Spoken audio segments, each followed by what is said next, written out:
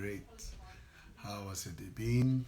Now I tell you, it's day 4 of the Career Accelerator workshop. It's been phenomenal, phenomenal. In fact, good news.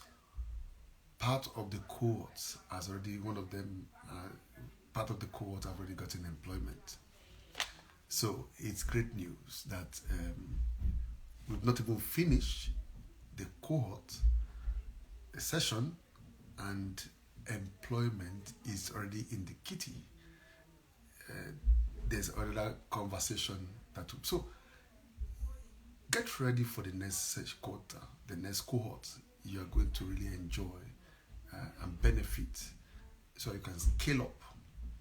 2023 is a time for you to scale up in your career or transition or get another job that you desire. So stay on the lookout for cohort 2 starting soon.